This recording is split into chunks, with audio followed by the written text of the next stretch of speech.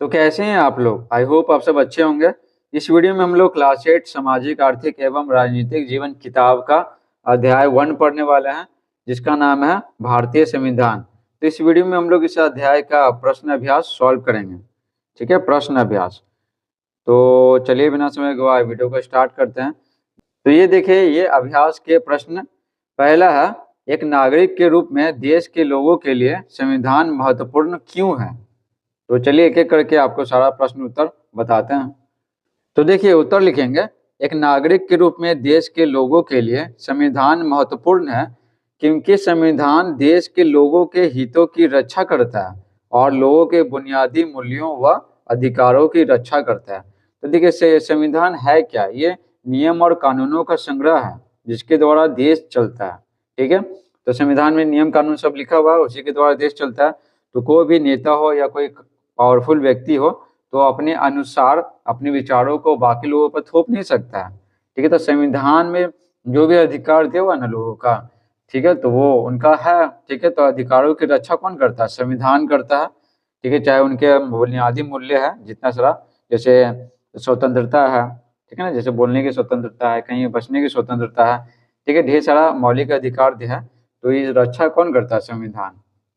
ठीक है, आगे देखिए, स्वतंत्रता आंदोलन के दौरान भारत के लोगों ने अपना संविधान बनाने की मांग क्यों रखी?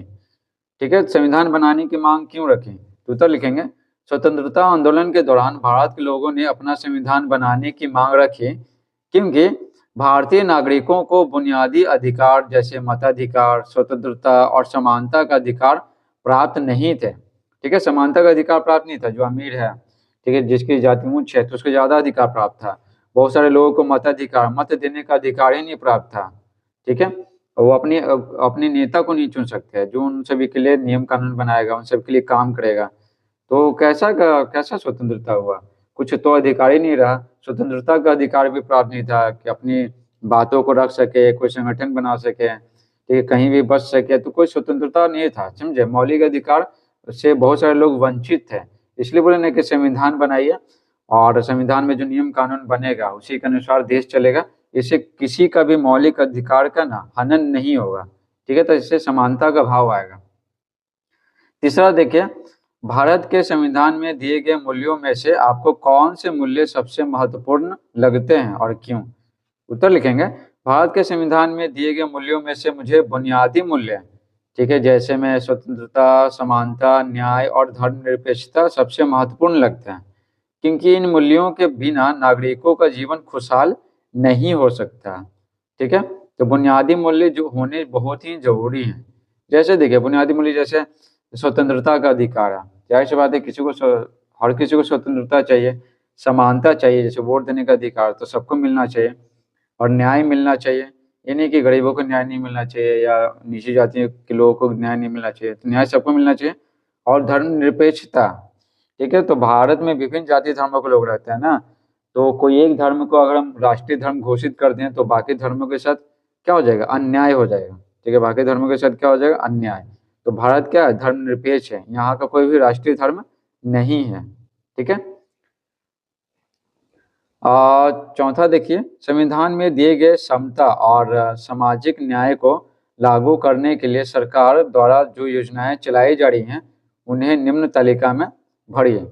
तो देखिए, निम्न तालिका में पहले से भर दिए आपके लिए। तो देखिए, समता का मूल्य देखिए, अनुसूचित जाति और जनजातियों के बच्चों के लिए छात्रवृत्ति योजना, ठीक है, चलाया जा रहा है सरकार के द्वारा। और इधर देखिए, सामाजिक न्याय में देखिए, अनुसूचित जाति और जनजातियों के छात्र छात्राओं के लिए आवास की व्यवस्था भी किया हुआ है। ठीक है, फ्री में या बहुत कम फी लगता है।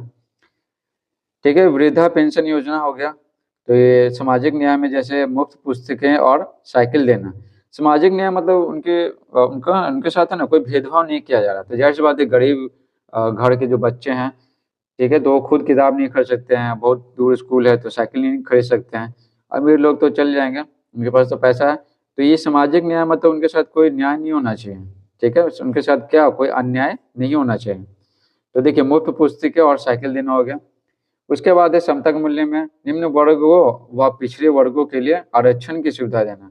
तो ये डॉक्टर भीमराव अंबेडकर है ना, जब संविधान बना रहे थे तो निजी जातियों के लिए एससी और एसटी के लिए यानी कि अनुसूचित जाति और जनजातियों के लिए और पिछड़े वर्गों के लिए है ना, खास करके अनुसूचित जाति और जनजाति के लोगों के लिए आरक्षण की सुविधा कर दी है। ठीक है, और देखिए और सामाजिक न्याय में लिखेंगे खास जरूरत वाले लोगों के लिए रैंप बनाना, पहिए वाली कुर्सियों का प्रबंध करना, ये सरकार करती है। ठीक है, और बांटती है। आप देखिए 5वां सवाल, नीचे दिए गए गद्यांश को पढ़कर दिए गए प्रश्नों के उत्तर दीजिए। तो ये गद्यांश है, ठीक है ना, ये गद्यांश है, पेज नंबर 13 है, और ये है गद्यांश, और इससे संबंधित सवाल पूछा गया। तो देखिए कितना गंदा है, तो कोई बात नहीं, पीडीएफ में आपके लिए टाइप कर दिए। तो यहाँ पर है ना, देखिए ये तो नीचे दिए गए गद्यांश को पढ़कर दिए गए प्रश्नों के उत्तर दिए। तो पढ़ लेते हैं, शॉर्ट में पढ़ेंगे क्योंकि ये बहुत बड़ा है। ठीक है, तो संविधान सभा की बैठक नई दिल्ली के संविधान सभा भवन में 8:30 बजे हुई। ठीक है, और माननीय डॉक्टर राजेंद्र प्रसाद ने सभा की अध्यक्षता की। तो ये क्या थे, सभापति थे डॉक्टर राजेंद्र प्रसाद। तो स्थायी सदस्य नियुक्त किया गया इनको, अध्यक्ष। इस सभा में माननीय सरदार वल्लभ भाई पटेल ने अपने विचार प्रस्तुत किए। बोले ना कि समिति में 2 विचारधाराएं थी। ठीक है, बड़ी तादाद में विख्यात वकील थे जो बहुत बारीकी से हर वाक्य, हर शब्द, यहाँ तक कि विराम और अल्प विराम की जांच कर रहे थे। ठीक है, हिंदी में होता है ना विराम और अल्प विराम, वही। ये दोनों विचारधाराएं 2 अलग अलग दृष्टिकोणों से मामले को देखती थे। ठीक है, एक विचारधारा यह मानती थी कि अधिकारों के इस प्रतिवेदन में जितने अधिक से अधिक संभव हो अधिकार शामिल करने चाहिए जो अदालत में सीधे लागू किए जा सकें। ठीक है, इन अधिकारों को लेकर कोई भी नागरिक बिना किसी कठिनाई के सीधे अदालत जा सके और अपने अधिकार प्राप्त कर सके। जब उसको हनन हो रहा हो ना, तो सीधे अदालत जा सके और अपने अधिकार प्राप्त कर सके।